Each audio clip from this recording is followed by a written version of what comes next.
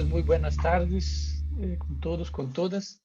Un gusto saludar a ustedes, ¿no? Es nuestro primer encuentro con invitados, así, con todos los estudiantes invitados en el segundo bimestre. Hemos ya presentado a ustedes en la semana anterior algunas orientaciones, ¿no? De cosas que se pueden mejorar para este segundo bimestre. Y la idea hoy es conversar un poquito sobre el texto de Adorno, ¿no? Que es Educación y Emancipación. Así, algunas cositas para empezar, ¿no?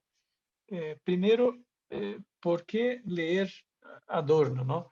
Adorno es un filósofo que no se preocupaba originalmente con la educación, o sea, no era su tema número uno de preocupación la educación.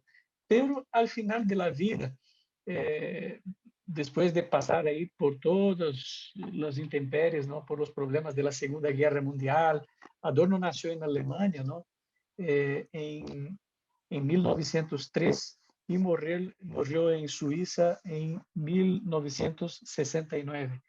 Era una persona de una familia pequeño burguesa, o sea, tenía ahí su padre, su madre como profesionales, o sea, ha tenido una buena educación. Su mamá era pianista, su papá actuaba en temas de comercio, entonces ha tenido un entorno familiar bastante adecuado, ¿no? Para su formación. La familia era judía y como ustedes ya tal vez tengan escuchado algo, por ocasión de la Segunda Guerra en Alemania, ¿no? Toda la persecución de los nazis a los judíos.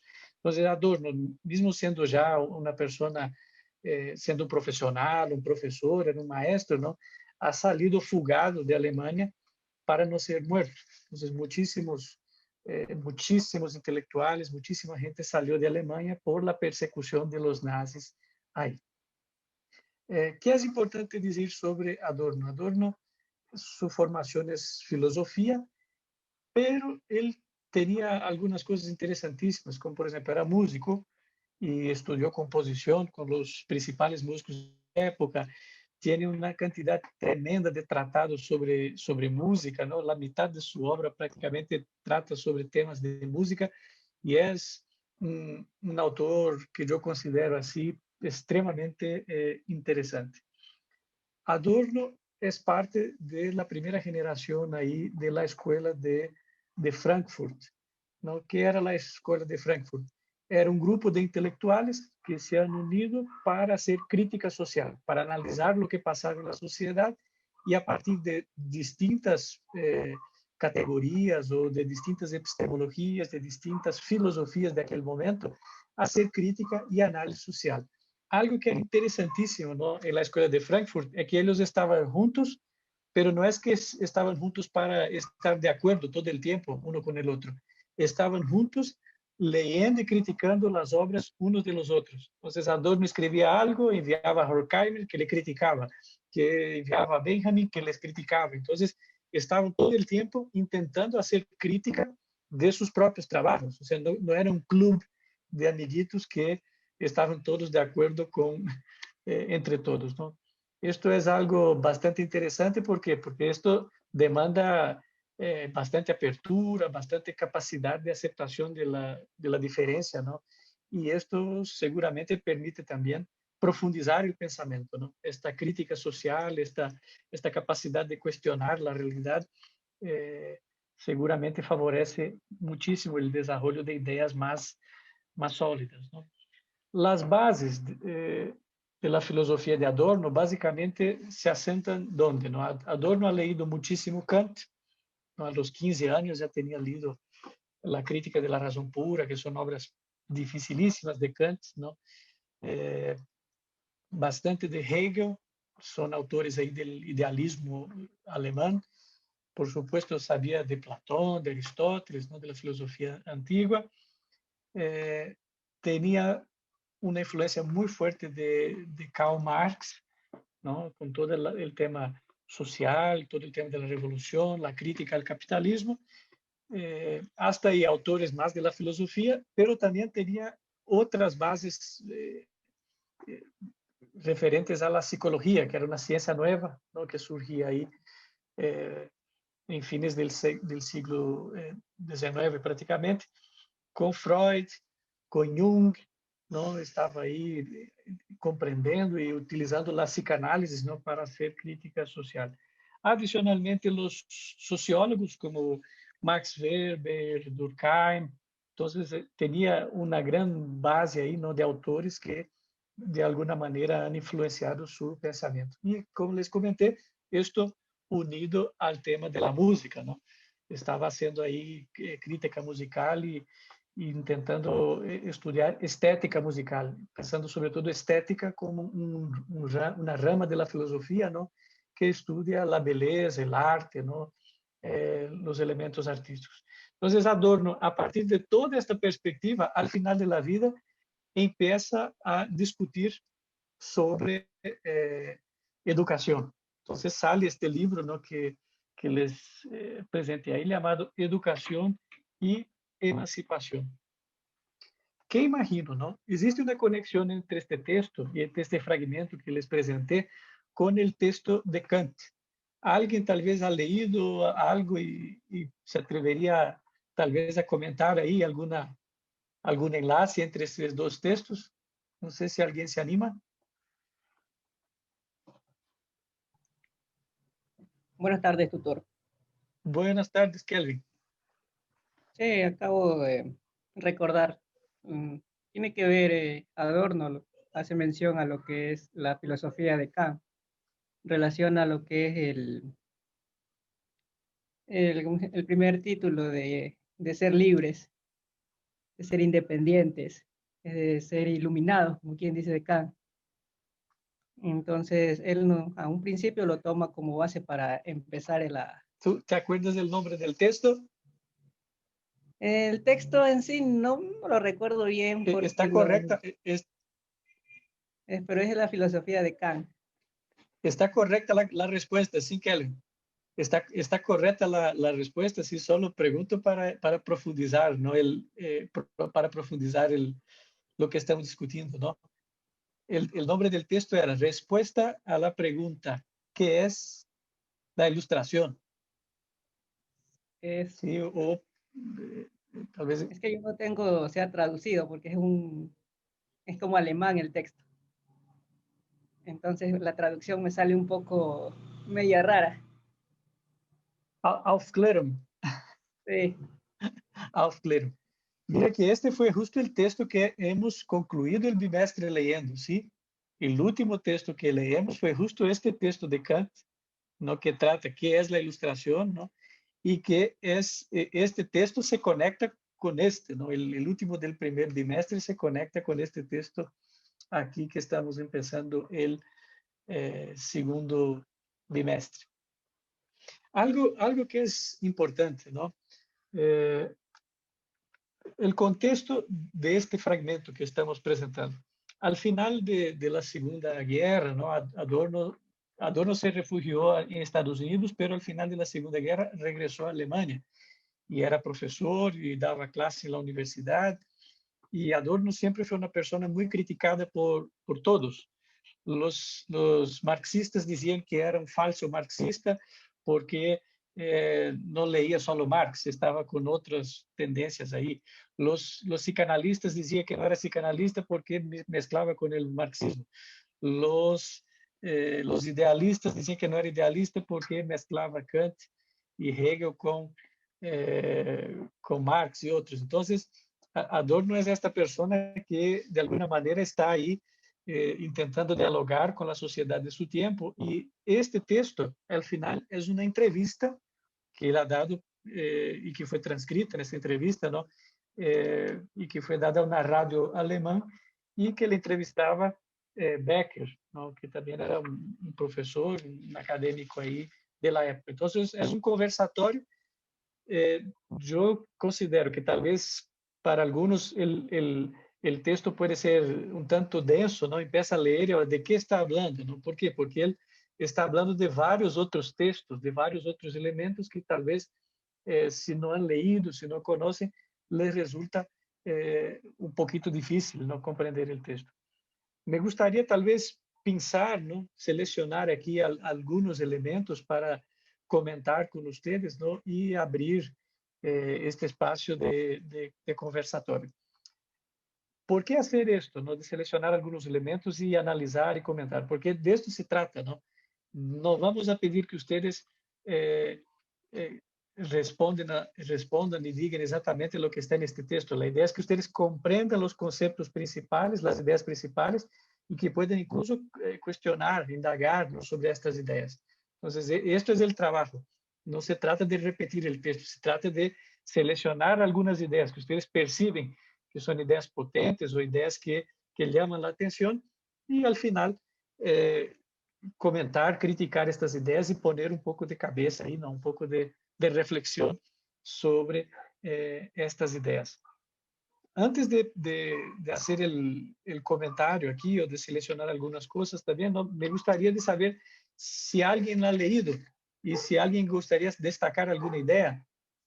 Ya estamos al final de la semana, entonces toca presentar el trabajo ya en 2 días, ¿no? Imagino que la mayoría ya ha leído, ¿o no? ¿Otra persona se anima, alguien se anima a comentar las impresiones del texto? Yo la verdad leí. Karen, ¿Cómo cuenta está, Karen. profe? Yo la verdad leí, pero sí está bien confuso, la verdad. Primero veo que Adolf comienza con las ideas un poco como que defendiendo de que, o sea, no es la educación lo que define nuestro pensamiento, sino lo que nosotros, nuestras vivencias en sí. Pero de ahí Becker creo que es, Ajá, dice que no, que todo es basado en una educación, en lo que es las políticas y esas cosas, y comienzan los dos como una discusión, pero al final como que van los dos llegando a un acuerdo de un pensamiento, pero no entiendo muy bien la verdad. perfecto. ¿Alguien más gustaría comentar algún elemento? Buenas tardes, querido profesor y compañero. Liliana, ¿qué tal? Cuéntanos. Bueno, yo lo que he podido leer y un poco me llamó, digamos, la atención, y es la parte donde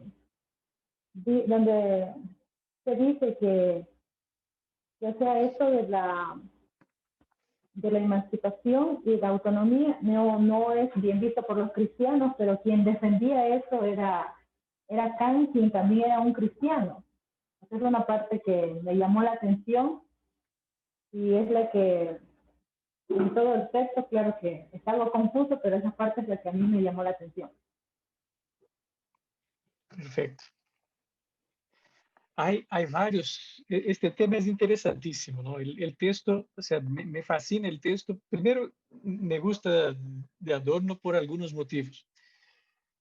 Yo leo Adorno desde que estaba en la graduación, como ustedes. Estaba haciendo mi carrera de grado en filosofía en Brasil, y ahí llegó un profesor en la clase y habló que, mira, aquí estaba hablando sobre arte, sobre estética, y habló, mira, tengo aquí este filósofo que tiene estas ideas en contra el jazz. O sea, que dice que el jazz es una porquería, que es un tipo de música masificada, una producción de la industria cultural. Y yo estudiaba música y me encantaba el jazz, y hablé así, pero ¿quién es este man? ¿Quién es este tonto? ¿Cómo se atreve a decir que es una porquería y que no sabe nada?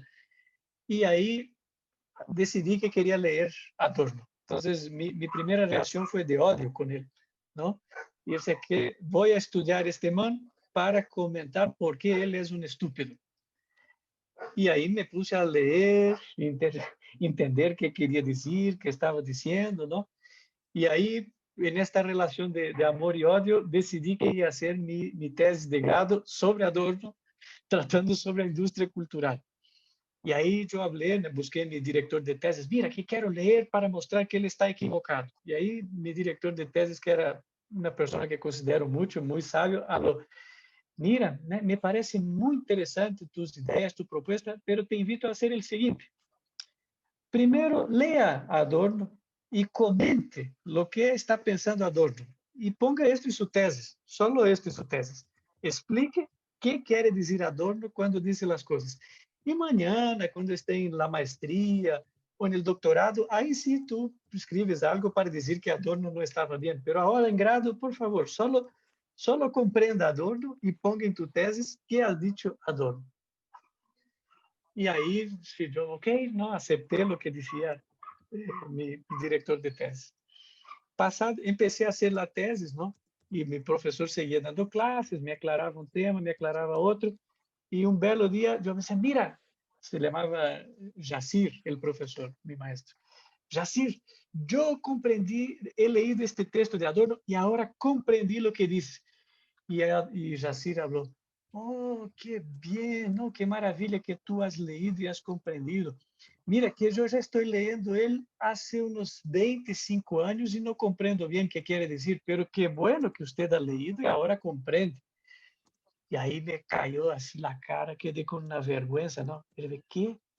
Mi profesor, que tenía doctorado, que tenía maestría, que estaba en todo, estaba leyendo este autor hace 25 años y decía que no comprendía bien algunas cosas y yo con toda arrogancia decía, no, es que yo leí, ahora comprendo qué quiere decir. Pasado un ratito más, ¿no? Yo inquieto con esta situación, empecé a buscar las obras, ¿no? Y textos, y de hecho veía que sobre todo los textos de filosofía de Adorno eran textos extremadamente herméticos, extremadamente complejos, que con un párrafo por vezes pasaba 2, 3 días leyendo un párrafo, o sea, no era una hora leyendo un párrafo, eran 2 días leyendo y regresaba al párrafo y sacando elementos. Por favor, cierren el micrófono, los micrófonos. Esto, no sé si Daisy puede cerrar. Esto, gracias. Y ahí, ¿qué pasó? Buscando los textos, ¿no? Intentando entender los textos, mira, yo quiero leer este texto. Encontré un texto que se llamaba Dialéctica Negativa. Quiero leer este texto. ¿Usted tiene el texto, Jacir? Pregunté.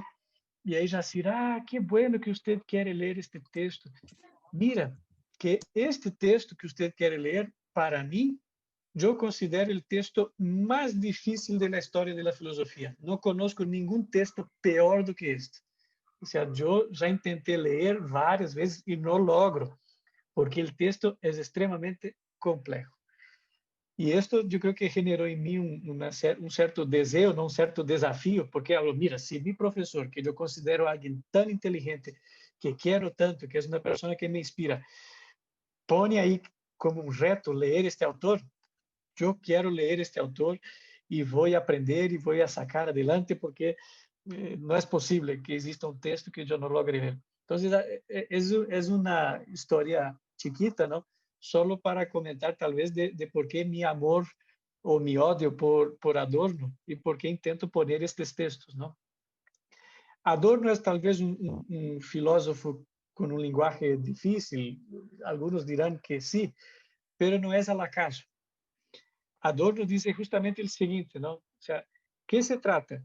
Se trata de intentar poner el lenguaje en un nivel donde las personas suban, se eleven, se esfuercen para tener un nuevo nivel de lectura, de interpretación, de análisis, de comprensión de la realidad.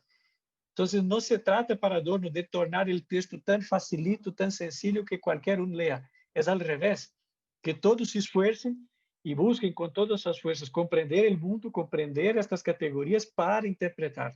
Entonces, al final, la propuesta de los textos ahí de Teodoro Adorno tiene relación con esto, ¿no? De indagar, de forzar el lector a subir un nivel más, ¿no? A esforzarse un poquito más. Adorno tiene una cultura general inmensa, ¿no? Por veces está comentando un tema y otro y cita una obra de arte y cita un autor. Entonces, para comprender el texto, tal vez toque estar ahí al ladito de la internet todo el tiempo, ¿no? Citó una obra, déjame ver qué obra es esta. Citó un autor, déjame ver qué autor es esto, de qué se trata, ¿no? Porque al final él está dialogando con toda la sociedad ahí de su tiempo. Yo puedo hablar tal vez muchísimas horas sobre este tema, ¿no? Pero me gustaría tal vez escuchar a algunas personas antes, ¿no? Con temas que les han llamado la atención. No sé, tal vez, Daisy, alguna cosa que te llamó la atención ahí. Bueno, recuerdas que en la semana, bueno, el bimestre pasado, tú dijiste que había que a nuestros invitados ponerlos contra la pared con preguntas. Perfecto. Ahora te toca a ti. Buenas. Me gusta. Okay. Tengo hay cuatro aspectos que a mí me llamaron mucho la atención. Realmente yo no soy una experta en adorno como tú, entonces me gustaría que discutamos estos cuatro aspectos. No sé si te los digo de uno en uno o vamos, o te digo los cuatro y luego tú vas discutiendo uno a uno. Yo creo que podríamos poner los cuatro y después vamos dialogando y haciendo preguntas, ¿no? Por favor, me interrumpan siempre. No, yo creo que de esto se trata, de hacer un diálogo. De acuerdo. El primero es acerca de, Becker hablaba acerca de su visita a las instituciones educativas rusas y hablaba acerca de la falla de la transición a un sistema emancipatorio. Seguimos dentro de un sistema autoritario y con temor a equivocarme, puedo decir que en Ecuador estamos así todavía, seguimos en un sistema autoritario y no hemos logrado un sistema emancipatorio. Me gustaría tus impresiones al respecto. El segundo tema es, se habló también en el texto de lograr la emancipación, pero sin pasar a ser dependiente a otro sistema de creencias. Digamos, no estamos emancipados, estamos bajo un sistema de creencias, entonces, ¿cómo no hacer una falsa emancipación y decir, bueno, yo ya no creo en esto, ahora creo en este otro? Y puede ser un sistema de creencias tan malo o peor. Y Adorno hablaba mucho acerca de Auschwitz y todo lo demás. Entonces, realmente en Alemania pasó eso. Ellos pasaron de un sistema de creencias a otro que terminó siendo peor. Entonces, ¿cómo evitamos esto? El tercero es, ¿por qué crees tú que la gente, bueno, que ciertos colectivos se oponen a la emancipación? ¿Cuáles son los aspectos? ¿Por qué? ¿El porqué de esto? Y finalmente, ¿cuáles son los intentos de transformación para la emancipación que tú has visto, que tú recomendarías, por los cuales tú estás a favor de? Porque de esto hablan en la última parte del texto y me pareció bastante interesante. Esos son los cuatro aspectos, Artieres. Muchísimas gracias. Gracias, Daisy. Gracias. Tú has puesto 4 preguntas ahí que ayudan muchísimo, muchísimo, muchísimo a pensar el texto, ¿no? Gracias por las preguntas. Excelente, excelente. Voy a comentar algunos temas, ¿no? Y voy a intentar no hablar todo el tiempo. Voy a intentar parar de hablar en algún momento y dar la palabra también, ¿no? Para tener impresiones. Noten que el texto empieza, ¿no? Claro, es educación y emancipación, ¿no? El título, pero al final es educación para la emancipación. ¿Cómo la educación nos conduce para la emancipación? Sobre todo en la primera parte, ¿de qué están hablando, no? Claro que Adorno plantea el tema ahí de la minoría de edad, ¿no? Entonces dice, esta minoría de edad, esta falta de juicio, esta falta de capacidad, ¿es culpa de quién?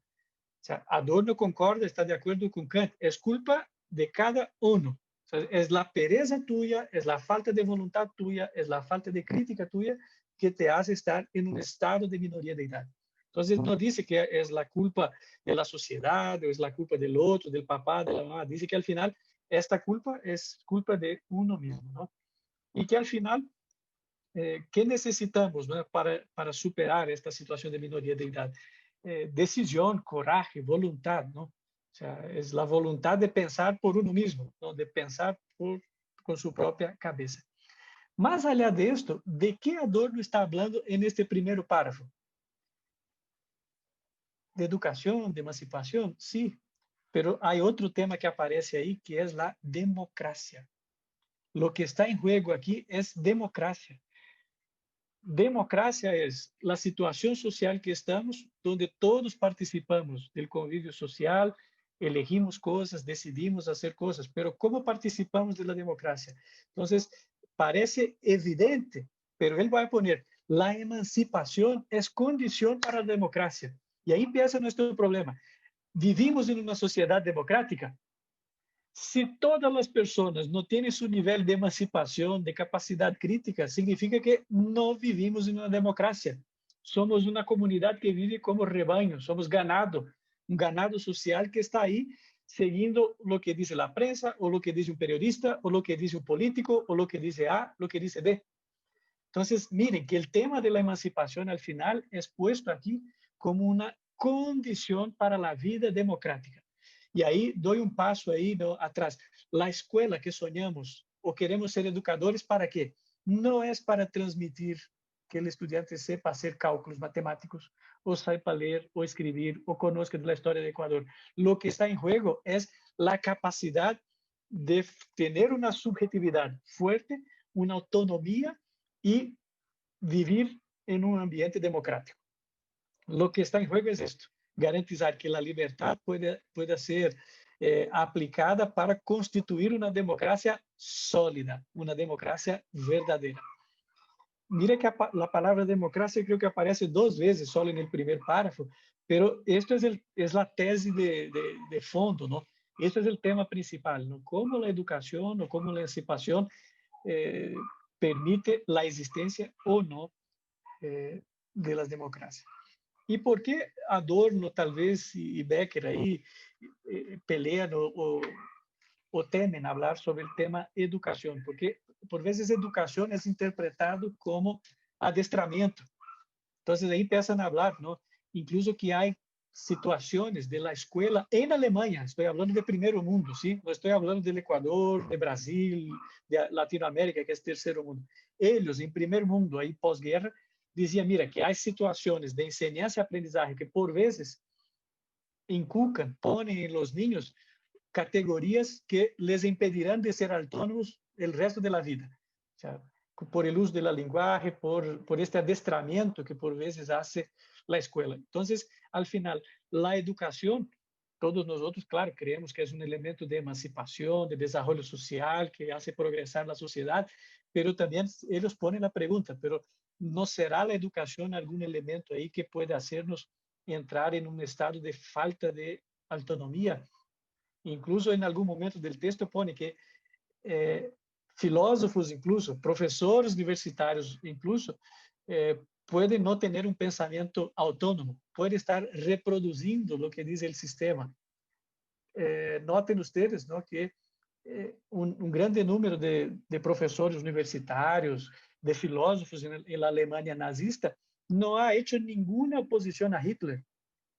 Les parecía algo normal que el exterminio de judíos o la guerra o estos elementos. Entonces, no han hecho. Hasta porque Hitler tenía elementos o argumentos, ¿no?, de pseudo-filosóficos, que no, es que estamos haciendo esto para mejorar la raza alemana, porque estamos haciendo esto para salvar la cultura. Entonces necesitamos excluir estos que deterioran nuestra cultura. Seguramente hoy en nuestra sociedad podemos tener gente que piensa así, ¿no? Ah, no hay que involucrar a estos porque puede deteriorar la escuela, no hay que tener aquí los indios en este medio de debate porque piensan de otra manera, ¿no? Entonces, se trata justamente aquí de cómo pensar la escuela o cómo pensar una educación que nos conduza, que nos lleve a un estado de emancipación. Pero esto no tiene aquí una receta de pastel, ¿no? 3 cucharas de azúcar, 4 de harina de trigo, haga esto y al final tienes a alguien emancipado. O sea, no hay esta receta. Y este es el principal punto que tal vez nosotros que somos de educadores, de ciencia de educación, tenemos que tener muy en cuenta ahora. De ahora en adelante, cuando empiecen a estudiar las teorías de aprendizaje, las inúmeras teorías o los psicólogos, ¿no?, de psicología de la educación, de qué dicen que es el aprendizaje, vamos a tener un montón de gente que intenta poner ahí la receta del pastel, ¿no? Hay que hacer así. Entonces, si quieres hacer, sea constructivista y ya está. Sea socioconstructivista y ya está. Y empieza a poner categorías como si fuera algo que daría por sí solo el resultado. Entonces, este texto de Adorno, de alguna manera, tensiona, ¿no?, y y nos pregunta, ¿no? ¿Qué pasa, ¿no? ¿O qué educación nos conducirá a la emancipación? La primera pregunta que pone Daisy, ¿no? Sobre esta escola autoritária, ¿no? ¿Qué pasa con esa escola autoritária, sobre todo en Rusia? ¿Cuál es el contexto, ¿no? de la discusión aquí? Todos saben, ¿no? Que ha pasado la Revolución Rusa, estaba ahí el comunismo, uno de los elementos fuertes del comunismo al inicio, ¿no? Del comunismo era justamente la potencia de la escuela, que las instituciones escolares tenían que ser muy fuertes, que tenían que educar a la gente, socializar la educación, pero al final dice, mismo después de apostar tanto esfuerzo, ¿no? Ahí en los temas de educación, vemos que en Rusia los procesos siguen autoritarios. Entonces, esto está ahí como elemento, como pregunta, ¿no? Para decir que tal vez incluso nuestras escuelas, que decimos, no, es que ahora vamos a transformar la escuela y la escuela será distinta. ¿Será que nuestras escuelas no son autoritarias en Ecuador? O sea, el profesor que entra en clase, que hace evaluaciones punitivas, que determina un currículo que tal vez ignora el contexto social del estudiante, el propio currículo que envía el Estado, que en algunas situaciones no tiene mucho que ver con la realidad, con la vida de los estudiantes, no será algo autoritario. Entonces, más bien ahí es una crítica, ¿no? de Becker a esto, ¿no? Que sea cual sea la ideología, al final da la impresión de que el autoritarismo es algo que está inmerso ahí, ¿no? En el contexto escolar. Parece que es algo que está en la base, ¿no? En la matriz, en el origen de la escuela, ¿no? La escuela parece despuntar ahí como una institución autoritaria. Pero también al final del texto, ¿no? Adorno dirá que hay que reconocer la autoridad. Una cosa es el autoritarismo, otra cosa es la autoridad. El autoritarismo es algo malo, la autoridad es algo necesario. Ejemplo, en clase, el profesor es la autoridad. Él tiene autoridad de determinar algunos elementos, de corregir, de plantear otros elementos, de apuntar recomendaciones. Esto es su papel. Entonces, él tiene la autoridad. Ahora, entre tener autoridad y ejercer algo de forma autoritaria, ¿no? Con autoritarismo, son cosas totalmente distintas, ¿no? En este contexto. Algo que aparece ahí, aún en los primeros párrafos, ¿no? Es la relación entre escuela y talento. Aparece el tema talento, ¿no? Como algo muy fuerte. ¿A qué se refieren ahí cuando dicen talento? Justamente existía en Alemania algunos tipos de segregación. Ah, usted es muy talentoso para matemáticas, entonces haga este currículo. Usted es muy talentoso para línguas, vaya por acá. Usted es muy talentoso para química, este otro currículo. Y al final ellos discuten aquí que el talento, al final de cuentas, puede ser un elemento o un fruto del aprendizaje. La escuela debería enseñar o ayudar a la gente a ser talentosa en los distintos puntos, ¿no? Por ejemplo, en las matemáticas. Yo al menos en la escuela me acuerdo que tenía mucha dificultad con matemáticas. Después que quedé un poquito mayor, me parece un poquito más fácil. ¿Pero por qué? Tal vez me faltó en aquel momento didáctica o métodos más interesantes para hacer que la matemática fuera algo vivo, ¿no? Y veo que, por ejemplo, tengo un niño, ¿no? Y de 10 años, está en la escuela, está estudiando. Él también, en algunos momentos, tiene dificultad con matemáticas. Entonces, yo intento enseñarle matemáticas y busco formas que tienen relación con la vida. Y él comprende y dice, ah, sí, ahora comprendo, papá. Ok, ¿por qué mi profesora o por qué en la escuela nunca han dicho así? Entonces, de esto se trata, ¿no? Nosotros como profesores de educación básica tenemos que encontrar formas de conectar los conocimientos con la vida, con las experiencias reales, con situaciones lúdicas, con situaciones placenteras, ¿no? Que permitan el desarrollo al final de los niños y no el sufrimiento, ¿no? De la matemática por la matemática, porque hay que aprender a hacer esto y se acabó, ¿no? Así al menos aprendí yo al inicio. La discusión sobre talento, ¿no? Adorno pone, ¿no? Que al final existe un riesgo de que en estos espacios para los talentosos, que esto al final perpetúe las desigualdades. Entonces, la escuela, por veces, puede ser un mecanismo para perpetuar la desigualdad. ¿Cómo así, profesor? ¿De qué está hablando? Es justamente esta escuela especializada, ¿no? No, usted es bueno en esto, vaya por acá. Usted es bueno en ello, vaya para allá. Entonces, las carreras o técnicas o profesionales, tal vez en este contexto, no digo que es o que no es, pero pueden tal vez reforzar, ¿no?, estos elementos o limitar, ¿no?, estas capacidades de los estudiantes. Entonces, de alguna manera veo que la política pública mundial apunta a tener carreras, al menos hasta el nivel de bachillerato, más universales, ¿no? Para todos, con todos los conocimientos y después con especializaciones más en nivel de profesionalizante o en nivel universitario.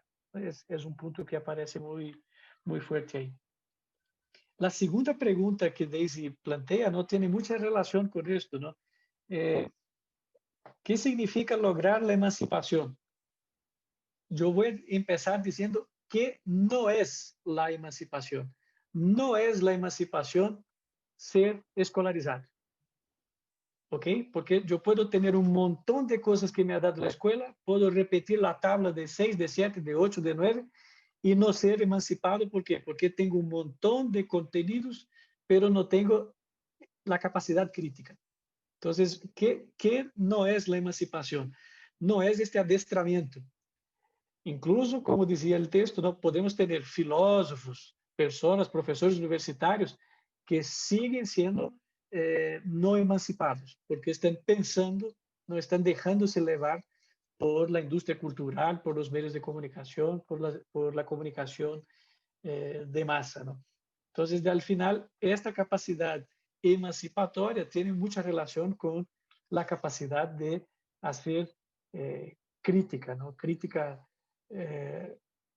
a todo que pasa, ¿no?, en el entorno personal y social. Adorno pone aquí un problema, ¿no?, que dice, incluso que le llama la atención, que le deja espantado, que la propia literatura pedagógica, o sea, los textos de pedagogía, los libros del magisterio, no traten del tema de emancipación. Claro que esto es una entrevista de fines de la década de 60, ¿no?, inicio prácticamente de la década de 70, pero imaginen que hace tan poco tiempo, ahí 50 años, entonces no era preocupación de la escuela emancipar a los estudiantes. O sea, la preocupación era solamente transferir conocimiento, hacer que repitan un montón de cosas y que sean buenos ingenieros, hagan cálculos, hagan esto, hagan aquello, pero el tema de fondo, que es la emancipación, él decía, me salta a la vista que esto no aparece en la literatura especializada, en la literatura pedagógica, ¿no? Y contrapone a esta idea justamente el hecho de que la literatura especializada ponga como principal éxito la adaptación de los estudiantes. Si los estudiantes se adaptaran, perfecto, el profesor ha logrado.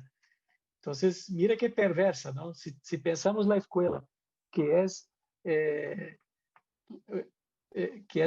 la institución que nos pone todos en cajitas, en formas, ¿no? La formación, por veces, es eso, poner en un formato. Mira, tú eres así, no, déjame cortar tus aristas y dejar cuadradito, todos igualitos con los demás.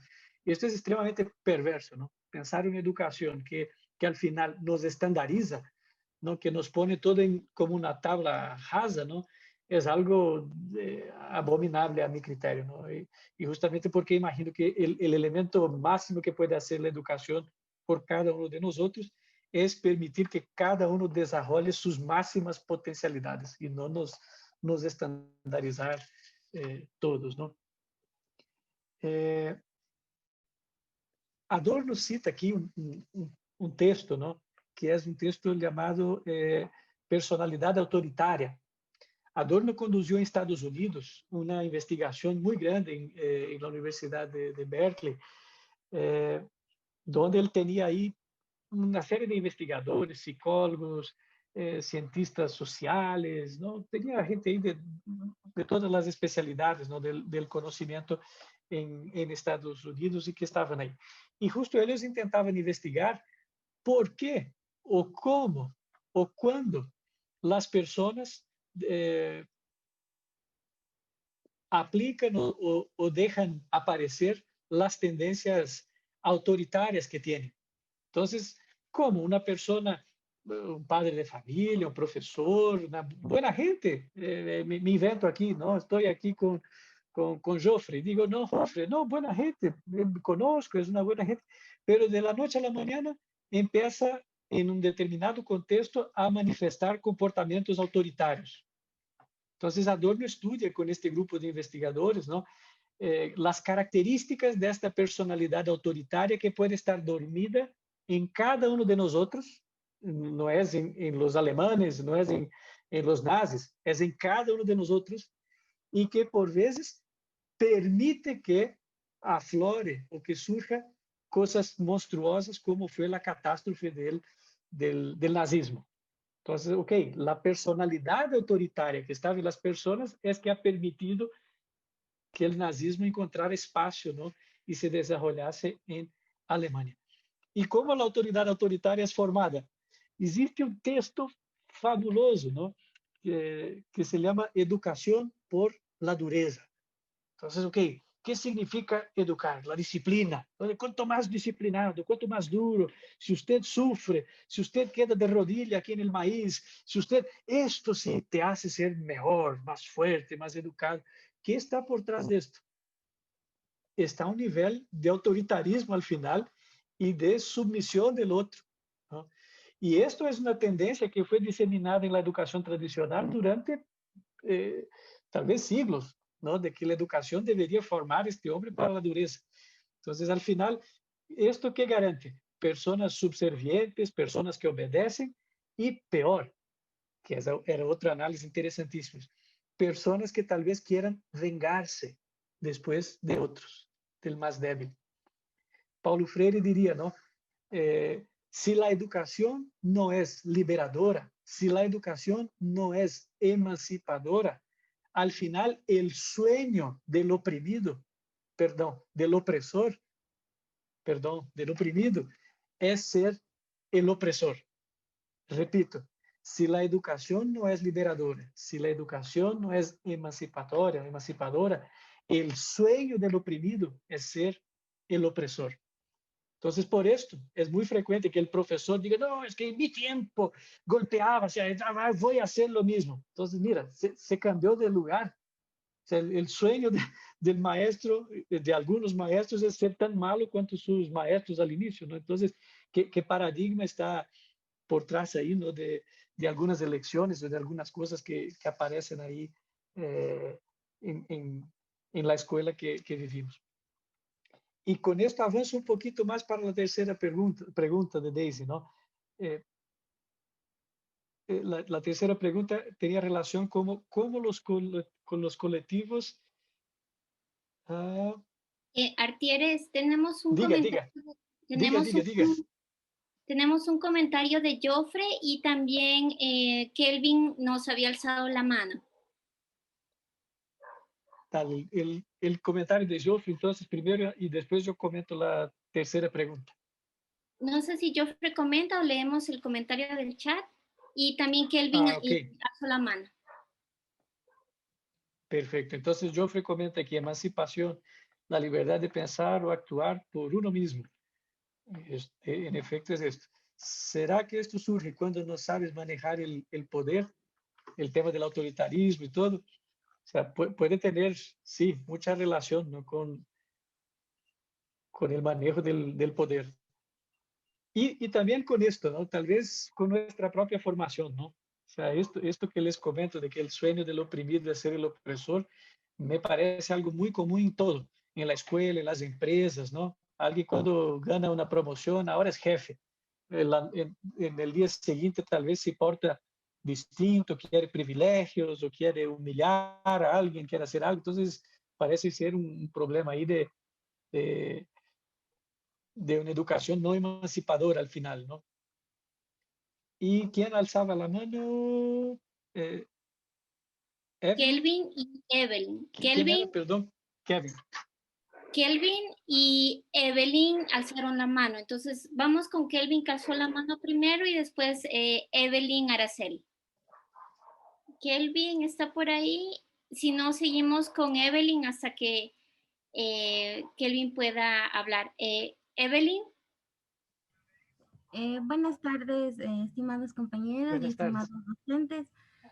O sea, lo que yo quería acotar es como tuvimos la tarea anterior, hablaba sobre la emancipación, subjetividad, tiene que ver mucho con lo que el profe dice ahorita, los opresores, o sea, en la antigüedad los opresores más o menos eran los de los altos mandos, ya que ellos tenían el poder y por ellos las personas de bajos recursos, ellos no podían, como decir, practicar la emancipación. No podían estudiar, o sea, no podían practicar la libertad. Como es la emancipación, es la libertad de subjetividad, era la libertad de razonar. No sé si estoy bien o... Está bien, Evelyn, está bien, pero yo voy a contrastar un elemento, ¿no? La emancipación necesariamente no está vinculada a la educación. ¿En qué sentido? Yo puedo tener a alguien con doctorado que está aquí, que pasó por todos los grados de la academia, pero es un ridículo completo que se porta como ganado en la sociedad. Comprende que no es que la escuela o la educación o la escolaridad garantiza. Puede incluso tener algunos que, ok, no pasaron por la escuela, son campesinos, son todos, pero por su capacidad crítica, por la capacidad reflexiva o justamente por esta crítica que desempeñan todo el tiempo, son más emancipados. Claro que lo mejor de los mundos es que la escuela apoya la emancipación, ¿no? Que los conocimientos científicos nos ayuden a la emancipación. Pero mira, lo que llama la atención, imagine que los que estaban ahí construyendo los campos de concentración, los que estaban construyendo ahí las cámaras de gas, los métodos de exterminio, eran ingenieros muy bien formados, capacitados, con doctorado, con maestría. No era gente torpe, era gente que ha pasado y ha vivido y ha enfrentado ahí el camino de la ciencia. Lo mismo, los que han desarrollado una bomba atómica y que botan sobre la cabeza de un grupo social, o sea, no era un campesino torpe. O sea, era gente que estudió física, estudió un montón de cosas y que ha decidido en aquel momento esto. Entonces, esto es el elemento que me gustaría tensionar, ¿no?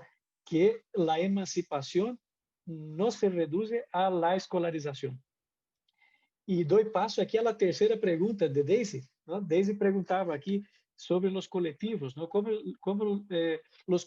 los colectivos por veces se oponen a la emancipación. El texto también comenta ahí, por el medio más o menos, ¿no? De la situación donde las personas nunca son adultas, que nunca se convierten en adultos. O sea, son personas viejas y no se comportan como adultos. Si les pregunto, seguramente ustedes van a ubicar a alguien que, ok, es mayor o está ahí, pero no se porta como adulto. O sea, portarse como adulto aquí significa tener esta mayoría de edad y esta capacidad de cuestionarse sobre la realidad, de cuestionarse sobre los problemas y de alguna manera buscar respuestas por uno mismo y no respuestas listas, ¿no? Dadas por otro. Tal vez un tipo de oposición a la emancipación tenga relación con esta necesidad social de buscar un líder. Nuestro líder, el político este, nuestro jefe, el señor este, nuestro superhéroe. ¿No parece algo infantil esto? Que necesitemos todo el tiempo tener el héroe que llegará y nos salvará, el mega político que hará el milagro y que solito solventará todos los problemas de la nación. O sea, esto es justamente un elemento anti-emancipatorio, ¿no? La emancipación debería hacer que cada uno de nosotros, cada uno, actuase políticamente, tuviera interés por lo que pasa en la Asamblea Nacional, lo que pasa en el Ejecutivo, en la Judicatura, en todos los niveles, ¿no? del desarrollo o del trabajo o de las instancias del poder democrático, ¿no? La participación democrática de cada uno de nosotros es lo que podría generar ahí una emancipación tal vez social, pero generalmente concedemos, ¿no? El poder nuestro o la reflexión nuestra a otros. Ah, no, yo pienso como este político, yo pienso como aquel man, yo pienso como aquel otro. Ok, pero ¿qué piensas vos? Porque mismo que tú estés de acuerdo con alguna idea del otro, me parece absurdo que tú estés de acuerdo 100% con lo que diga alguna persona. ¿Por qué? Porque usted es una persona y la otra persona es otra persona. Entonces, las principales fuerzas de oposición ahí a la emancipación creo que tiene relación con esta búsqueda ahí, ¿no? Del líder o de alguien autoritario que irá a liderar, ¿no? En nombre de todos. Noten que, por ejemplo, en Latinoamérica, y ahí yo voy a hablar de Brasil aquí, ¿no? Y ahí puedo hablar tranquilo porque soy brasileño, ¿no? De Ecuador jamás me atrevería a hablar mal de ningún político, pero los de Brasil, como soy brasileño, puedo hablarles cuanto quiera. Tenemos un completo demente, un completo estúpido hoy como presidente de la República en Brasil. O sea, el más grande país de Latinoamérica democráticamente ha puesto el más descualificado político, agresivo, represivo, autoritario en el poder. ¿Dónde ustedes han visto esto en la historia? Señoras, señores, Hitler llegó al poder por el voto. Hitler no llegó al poder tumbando gente. La gente lo puso. Es exactamente lo que pasa ahora en Brasil. El reflejo de esto es justo, atribuyo yo, ¿no? Y utilizando aquí Adorno, de esta personalidad autoritaria que podemos tener buscando el papá, el símbolo de la autoridad que irá a solventar todos los problemas. Ahí también en el medio del texto, ¿no? Adorno cita a Freud para hablar de estos procesos, ¿no? Que al final son procesos psíquicos, ¿no? Donde cuando tú eres niño, tú necesitas del papá o del liderazgo de alguien, ¿no? Y crees que es el Superman. Cuando creces un poquito y dices, no es que es el Superman y no era el super líder. Veo que mi papá tiene un montón de defectos, veo que mi mamá no es la santa que imaginaba. Entonces empezamos a percibir que el mundo no es el mundo idealizado que proyectamos como cuando niños, ¿no? Lastimosamente, hay gente que crece y que sigue viendo el mundo idealizado, ¿no? Igual que niños. Intentando concluir, porque ya son 6 horas y yo podría seguir aquí algunas horas más con toda tranquilidad. Quiero aquí destacar como unos dos o tres puntos, pero antes creo que Kevin tenía pedido la palabra, no sé si lo escuchamos también, antes de... no sé, Kevin o Virginia. ¿Alguien que quiera comentar algo? Sí. Y Joffre también alzó la mano.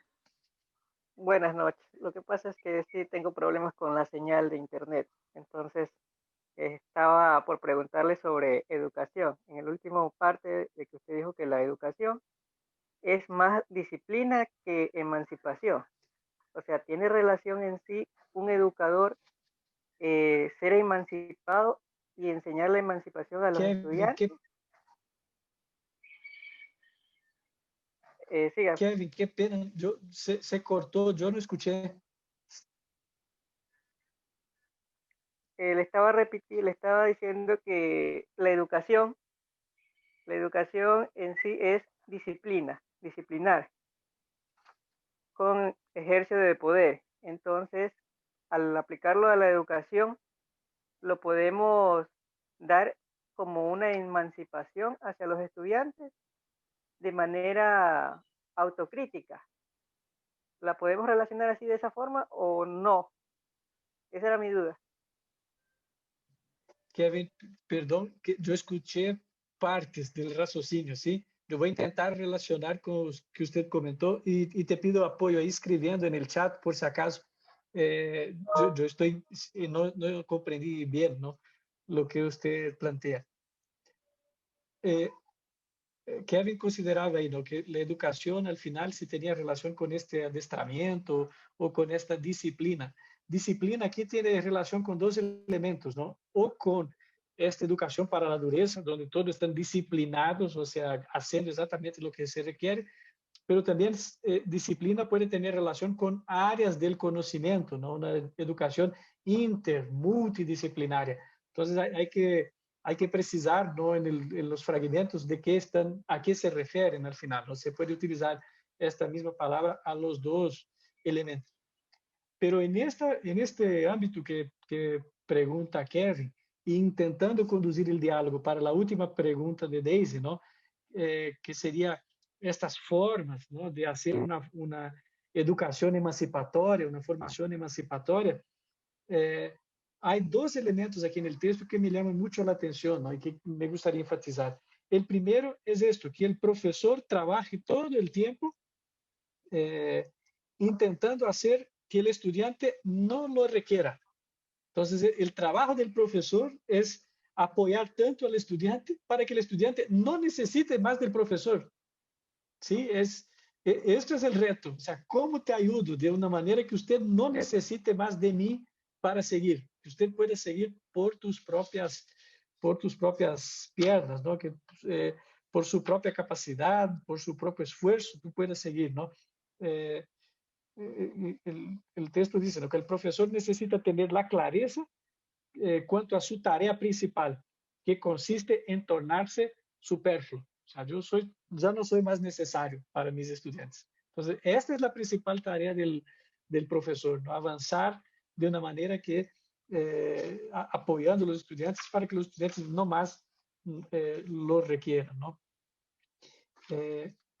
Otro punto que aparece ahí es esta necesidad de fortalecer el yo, ¿no? O sea, ¿qué significa fortalecer el yo?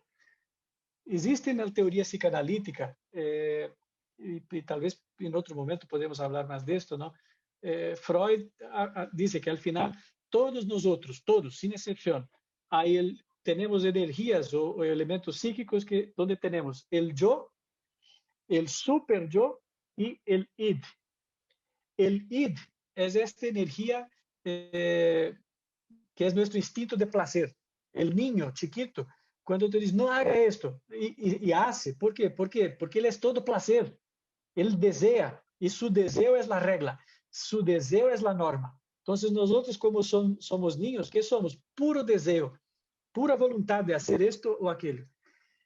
Crecemos un poquito y con las correcciones de nuestros papás, de la sociedad, con nuestros traumas, con la convivencia social, desarrollamos el super yo. El super yo es como si fuera el papá y la mamá que tenemos dentro de cada uno que dice, no haga esto, tú no puedes hacer esto.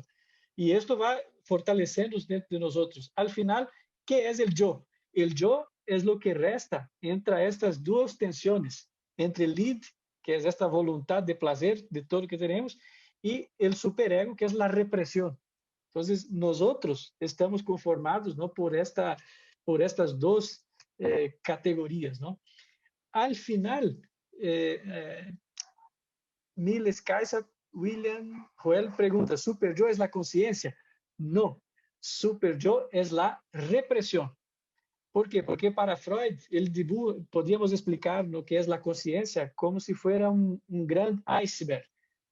Yo tengo aquí, ustedes saben que el iceberg es una pedra flotante de hielo, ¿no?, que está en el agua, y la mayor parte del iceberg está dentro del agua, ¿no? Entonces Freud dirá, la conciencia es este trocito del iceberg, la punta del iceberg que está arriba. Existe la subconsciencia, que son las cosas que no nos acordamos ahora, pero que si nos esforzamos podemos traer a la conciencia. Por ejemplo, ¿qué comí en el almuerzo? Ustedes piensan un poquito y me dirán, yo comí frijol y carne. Perfecto. Mira que esto no era algo consciente, estaba en su subconsciente y usted ha traído a la conciencia. Pero al final hay un montón de cosas, y que para Freud es la mayoría, que está en el inconsciente, que son las cosas que no dominamos, que no manejamos, que no sabemos, y que es fruto de nuestra vida social, de los conflictos, de los traumas, de todo que hemos vivido. Entonces, para Freud, la mayor parte de nosotros al final es inconsciente, y por esto la teoría psicanalítica, ¿no?, como elemento para intentar ir conociendo y trayendo, evidenciando los elementos inconscientes que están en nosotros. Pero, ¿dónde voy con estos elementos? voy justamente a cómo trabajar para la emancipación. Y Adorno, de alguna manera, concluye el texto ahí hablando, ¿no?, que esta educación, que es una educación emancipatoria, al final debería ser una educación para la contradicción y la resistencia. Esto es un argumento bastante contundente, ¿no? Y que tal vez si pensamos, decimos, wow, una educación que prepare para la contradicción y para la resistencia. ¿Qué significa esto? Significa una educación que nos capacite, ¿no?, que nos dé los elementos para hacer todo el tiempo crítica. ¿Qué quiero decir con crítica? Ah, no, es un molestoso que queda hablando contra todos. No, no se trata de eso. Crítica, comprendo crítica como análisis, como reflexión, como argumentación, como tensionamiento de conceptos, ¿no? Cuando digo tensionar conceptos, significa yo puedo mirar un mismo objeto, un mismo hecho social e intentar encontrar en este objeto elementos dialécticos. ¿Qué quiero decir con esto? Tanto puntos positivos quanto negativos, y hacer que estos elementos se tensionen y que a partir de esta tensión yo perciba algo de la realidad, perciba algo del objeto, pero que no es algo finalizado, es algo que siempre demandará nueva crítica, nueva interpretación. Entonces, mira, el sueño que al final ponemos es de una educación que nos conduza a esta capacidad o esta habilidad crítica, ¿no?, en el ámbito de nuestra vida personal, social, educativa y todo más, ¿no? Tal vez esto sería de alguna manera la respuesta, ¿no?, a la última pregunta de Daisy, ¿no? ¿Cómo formar para la emancipación? No sé si alguien gustaría comentar algún otro elemento. Tenemos 2 preguntas en el chat y Geoffrey alzó la mano. Ok.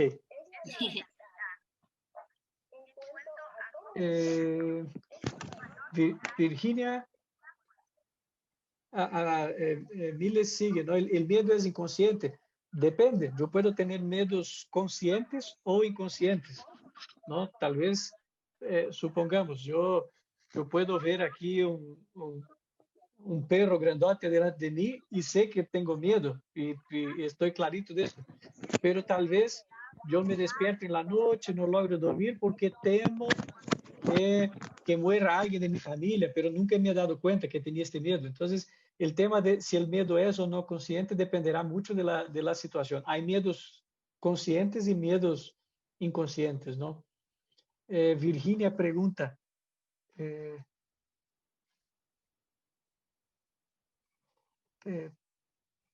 yo quería acotar, era que para poder guiarnos a la emancipación es cuando no estamos todo el tiempo, sino cuando solo los dirigimos en sus ideas para completar la enseñanza. Yo no comprendí bien, pero yo creo que tiene relación con esto, ¿no? Significa que más do que dirigir a los estudiantes es hacerlos pensar. Noten que, por ejemplo, en nuestra asignatura, algunos dirán, mira qué asignatura tonta esta, que todas las actividades son, ponga lo que piensas, haga esto, reflexione sobre esto, escriba sobre tu contexto. Mira, podría el profesor preguntar si has leído y poner las frases de Adorno para que completen, o que sepan de memoria A, B o C. Mira que esto es justamente el tipo de educación que queremos mostrar que no es la más adecuada.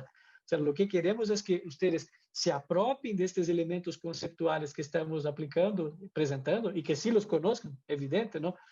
Pero que sean capaces de pensar por sí mismos, de criticar estos elementos, de poner otras ideas, de contrastar estas ideas, ¿no? Esto es lo que queremos y que buscamos, ¿no?, con esta asignatura de alguna manera. Y Kevin pregunta, ¿la educación es disciplina, ejercer poder bajo un mandato de estructura? Entonces, la emancipación se puede desarrollar en alumnos bajo la creatividad autocrática. Muy interesante la pregunta. No, es Daisy, perdón. No. Pregunta es la pregunta Kevin. de Kevin. Ajá. Perdón. Es la pregunta de Kevin. Excelente. Nuevamente, regreso al tema, ¿no? Autoridad es algo que valoramos y respetamos. El problema es el autoritarismo. De alguna manera ellos comentan en el texto, ¿no?, que las escuelas de Alemania ahí, al final de la década de 60, empezaban a ter currículos donde los estudiantes participaban, eligiendo cosas, proponiendo cosas, planteando elementos, ¿no?, investigando la realidad. Esto es lo que estamos hablando sobre currículo hoy, en el año 2020, ¿no?, que los estudiantes deben participar de los elementos del currículo, deben vincular el currículo con la realidad. Entonces, si los alumnos podrán desarrollarse bajo una creatividad autocrática, más do que autocracia, ¿no?, yo creo que es justamente sobre una sociedad o un contexto social democrático, más do que autocrático. Y doy un paso atrás, ¿no?, para hablar de democracia. Democracia implica, sí, reconocer liberdades, sí, reconocer los valores y la subjetividad de los individuos, sí, reconocer la autoridad constituida, ¿ok? Donde no conocemos ninguna autoridad es en la anarquía. Entonces, si es una situación de anarquismo, entonces ninguna autoridad sirve, ninguna autoridad es legítima. Lo que queremos es un ambiente verdaderamente democrático. O sea, yo tengo una autoridad constituida, es la autoridad del profesor, es la autoridad de los padres, es la autoridad de los directivos de la escuela, pero es una autoridad dialogante y no una autoridad autoritaria. ¿Ok? Buscamos esto, una autoridad dialogante, y donde construyendo democracia, ¿no?, hacemos al final una verdadera escuela. ¿Y por qué es importante pensar esto? Porque por veces pensamos que la democracia cae del cielo, ¿no? La democracia justamente es el fortalecimiento de estos valores, de estos principios, ¿no? Libertades, respeto, autoridad. O sea, no, la democracia legitima la autoridad de alguien, ¿no? Y legitima de alguna manera, por ejemplo, la voz de la mayoría, ¿no? De alguna manera la escuela podría apoyar más o fortalecer estos elementos, ¿no? Kelvin, entonces volvemos al inicio, ¿en dónde la emancipación es condición para la democracia? Exactamente, demos la vuelta y regresamos al primer del texto. O sea, si queremos, de hecho, sociedades democráticas, necesitamos de personas emancipadas. Si la escuela desea servir para alguna cosa, debería potenciar la emancipación y no solamente la repetición de contenidos. Para repetir contenidos, no necesito de escuela, no necesito de profesor, no necesito de compañeros, no necesito de nada. Bastaría tener una computadora que me repita los contenidos y ya estaría listo. La escuela es espacio de contradicción, de conflicto, del distinto, de la multiplicidad, de la diversidad, del pensamiento contradictorio. Yo puedo pensar distinto de usted y no voy a pegarte porque pienso distinto. Y vamos a salir juntos y vamos a tomar un jugo después de la clase. Y somos amigos. Y yo pienso distinto de ti y te respeto. Esto es lo que la escuela debería potenciar, ¿no? Y me impresiona cómo esto no hace parte del discurso y de las preocupaciones de ningún educador del planeta.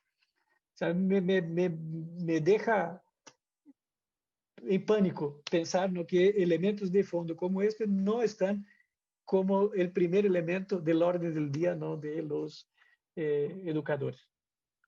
Algo para concluir, ¿no? La última pregunta de Daisy es bastante importante, ¿no? O sea, ¿cómo? Daisy de otra manera preguntaba, pero dígame cómo voy a formar para la emancipación, porque tú estás hablando que es importante, que esto, que aquello, pero dígame el cómo. Es una excelente pregunta, ¿no?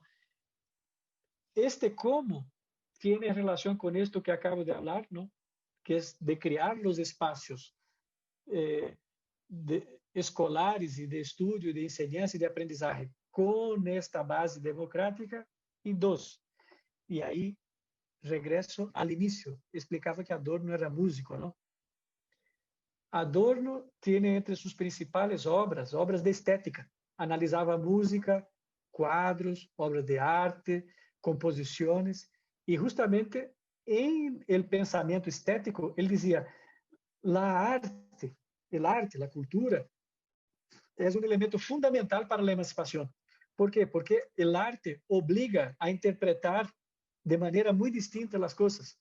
Yo puedo escuchar contigo una misma música, ver contigo un mismo cuadro y vamos a tener ideas, pensamientos distintos, elementos distintos. Entonces, tal vez la escuela emancipatoria debería tener mucho más arte, debería tener mucho más elementos de la cultura, tensionando el conocimiento. Alguien me levantó la mano. ¿Quién me quiere decir algo? Desconecta el micrófono, por favor. ¿Quién levanta la mano? No. ¿Ya? Entonces. No sé si David.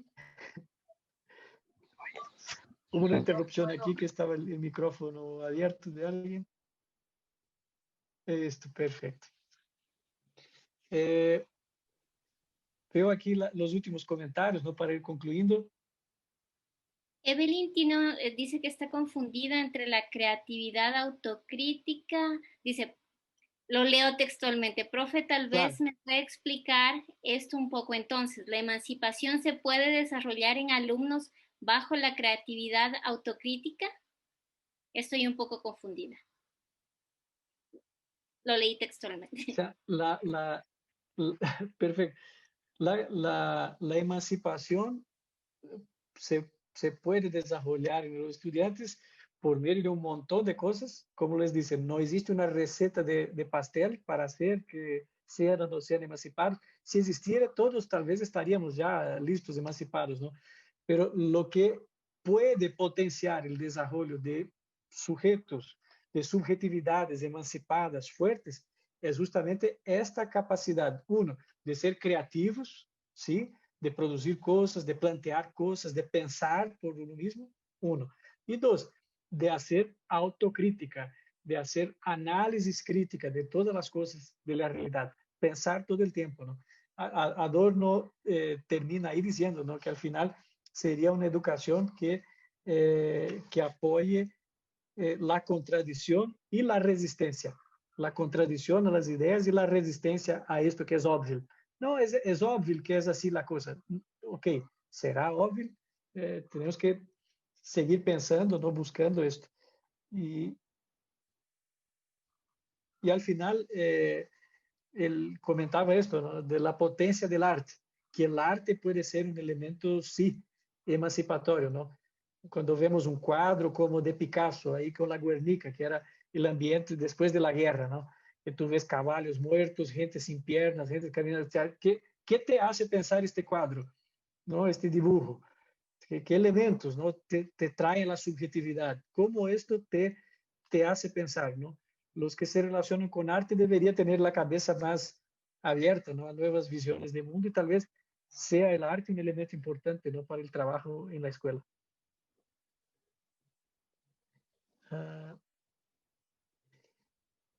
El Chief Wizard, o sea, que la educación debe fomentar que los estudiantes sean autónomos y de libre pensamiento. Efectivamente, sí, que tengan autonomía y libre pensamiento, pero utilizando normas APA. ¿Qué quiere decir con esto? Libre pensamiento es algo que sí debemos tener, pero hay que saber que no podemos creer que vamos a inventar la rueda cada día. No, es que yo pienso así, no pienso más nada con nadie, no quiero saber qué piensan los demás, porque así pienso yo.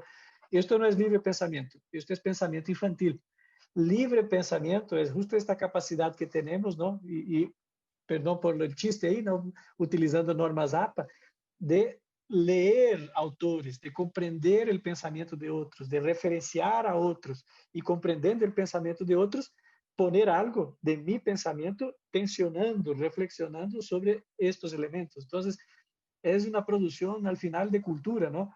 Yo recibo la cultura y recibo elementos de la sociedad, pero también creo cultura, propongo elementos, ¿no? A la sociedad. De esto se trata. Miguel Troya pregunta, guiando su pensamiento. Tal vez sí, tal vez no. Tal vez sí, ¿en qué sentido, no? Cuando alguien es niño, chiquitito, necesito que se guíe, ¿no? Entonces, si digo al niño, no ponga la mano en el fuego, pero él quiere meter la mano. Si le dejo meter la mano, se quema. Entonces yo no va a poner la mano y te guío y no te permito que meta la mano en el fuego. ¿Por qué? Porque eres un niño. Pero llega un momento en que digo, mira, ahora tú ya estás grandote, ya tienes 7, 8 años, ya sé que no va a quemarse tanto. Ah, quiere meter la mano en el fuego, adelante. Y se quema, pero se quema. Sí, pero yo te dije, tú sabías, tratamos, tú comprendiste. Ok, entonces yo creo que hay un riesgo calculado ahí, Miguel, que los educadores tenemos que tener, ¿no? Tal vez ahí incluso corriendo el riesgo de en algún momento ser autoritarios.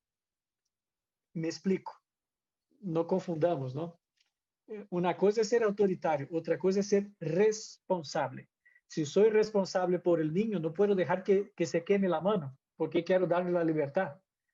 Entonces, la responsabilidad viene acompañada de la libertad, ¿ok? Es responsable quien tiene capacidad de responder. Significa que responde por sus actos. Entonces, usted es libre, pero junto con la libertad viene la responsabilidad.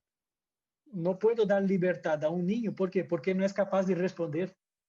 Entonces, por eso hasta los 18 años se comete un crimen, tal vez va el papá al cárcel y no el niño. ¿Por qué? Porque no es responsable. ¿Ok? Quien responde por el niño es el padre. De igual manera en la escuela, ¿no? O sea, formamos para la libertad, pero no significa que somos permisivos y vamos a dejar hacer lo que quiera de la manera que quiera, cuando quiera, en nombre de la libertad. No se trata de esto, porque esto tampoco es libertad, ¿no? Esto sería una libertinaje, ¿no? La libertad, como comentaba, tiene relación directa con la capacidad de responder, con la responsabilidad. 1 hora y media hablando y yo podría seguir aquí muchísimo más, Daisy. Creo que es hora de concluir. No sé si algún elemento más gustaría comentar, Daisy, o alguno de los compañeros, más para escuchar. Sí, es que ha estado la clase demasiado interesante. Ya te pasaste, Artieres. Entonces, Ángel nos dice si son actos reflejos, si hay conciencia propia en cada ser. Y bueno, hay muy buenos comentarios, como Stephanie, que nos dice que ser responsables, hay que dejarlos ser responsables, pero también dejarlos que creen un criterio propio. Y Rocío, que dice ser libre es igual a ser responsable.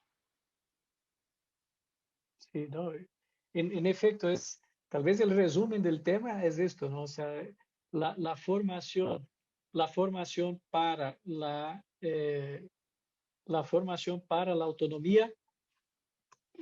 Perdón que mi celular timbra aquí. Perdón. O sea, la formación.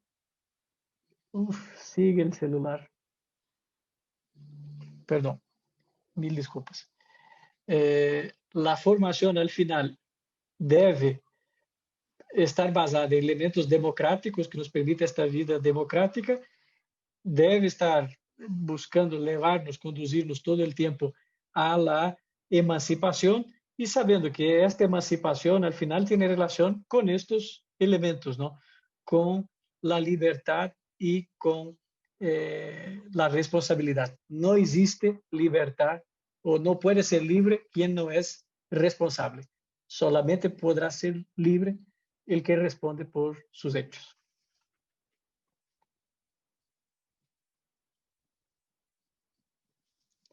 No sé si algún elemento más. Y que, como les dije, en algunos casos. Sí, o sea, el libertinaje es lo que no es libertad, ¿no? Al final esto es importantísimo decir. O sea, libertinaje no tiene nada que ver con libertad. Libertad es hacer el uso de la razón, de la voluntad y responder por las consecuencias de todo esto.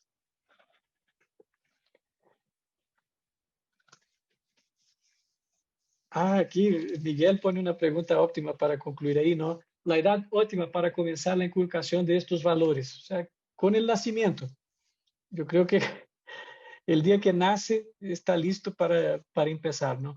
Y ¿a qué me refiero esto con el nacimiento? ¿No? Que al final es construir espacios democráticos, ¿no? O construir espacios para el desarrollo de estos valores, ¿no? Pero en otro texto, también en este mismo libro, ¿no? Adorno dice que justamente considera, por la importancia, la trascendencia de estos temas, que el momento óptimo para iniciar la formación de la emancipación o de la autonomía es en la primera infancia. O sea, la educación infantil debería apoyarnos, ¿no? O conducirnos o poner los cimientos para estos valores, ¿no? ¿Ok? Nos despedimos. Dejo Daisy la tutoría. Daisy tiene tutoría hoy, a mi tutoría es el lunes, ¿no? ¿Algún comentario más, Daisy, para finalizar? Nada, pues realmente la clase ha estado muy interesante, han habido preguntas muy, muy buenas.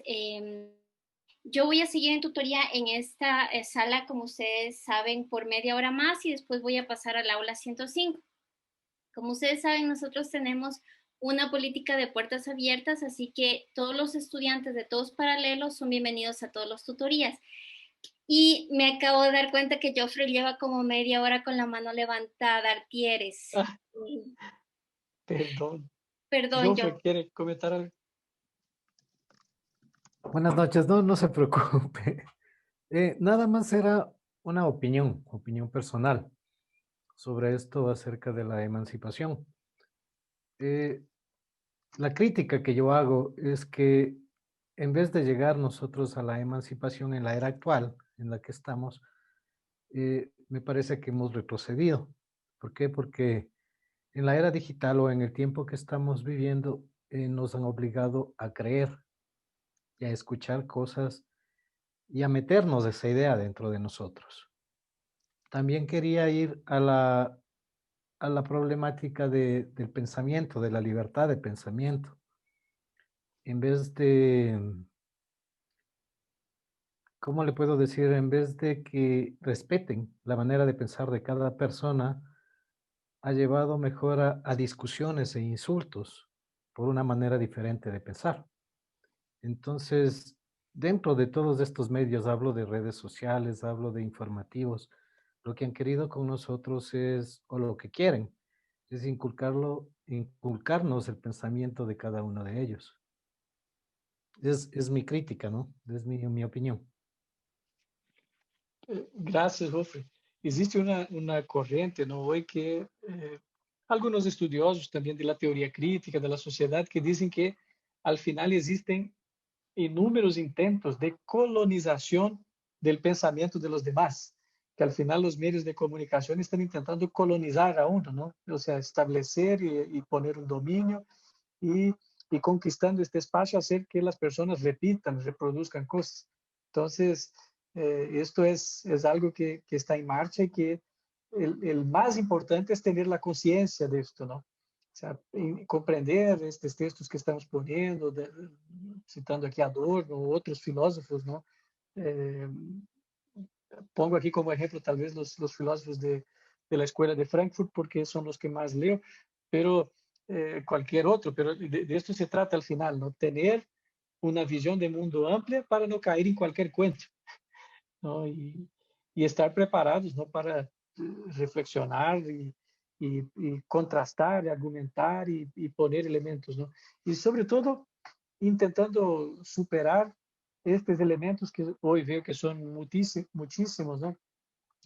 Relacionados a este autoritarismo, ¿no? A este deseo de dominio, de persecución, ¿no? O sea, me parece un absurdo que que el presidente de un país gane la elección justamente haciendo discursos de que hay que perseguir los gays, que esta gente no merece vivir y que esto está mal, y decir este tipo de cosas, y que la gente vote, crea que sea aceptable algo de esto, ¿no? Esto es el fundamento, el fundamento de pensamiento autoritario que estaba ahí en la base del nazismo. Ya hemos vivido el nazismo, creo que deberíamos, como sociedad, ¿no? Aprender de esto y no permitir que se repita este tipo de barbaridad. ¿Ok?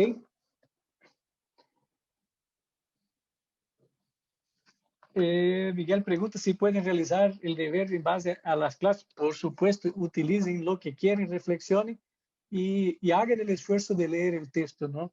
1, 2 veces. Incluso les digo otra cosa, ¿no? Si los que puedan, lean ahora y cuando estén concluyendo la carrera, en el último ciclo, lean nuevamente. ¿Ok? Les dejo esta tarea ahí para los que quieran. Creo que podrá ser útil. ¿No? ¿Por qué digo esto? Porque es un texto que podemos leer 10 veces y que va a salir cosas ahí para pensar, ¿no? Y para analizar. ¿De acuerdo? Muchísimas gracias. Daisy. Sí, muchísimas gracias. Tenemos ya que cerrar la grabación de la clase, pero se pueden quedar conmigo para la tutoría. Como les dije, todavía tenemos 25 minutos de esta tutoría y 2 horas enteras a partir de las 7 de la noche en el aula 105. 2 participantes alzaron la mano, pero ya tenemos que cerrar, entonces nos pueden escribir o podemos seguir en la tutoría. Muchísimas gracias a todos por venir. Les terminamos de contestar las preguntas después de que se termine la clase. Muchísimas gracias a todos.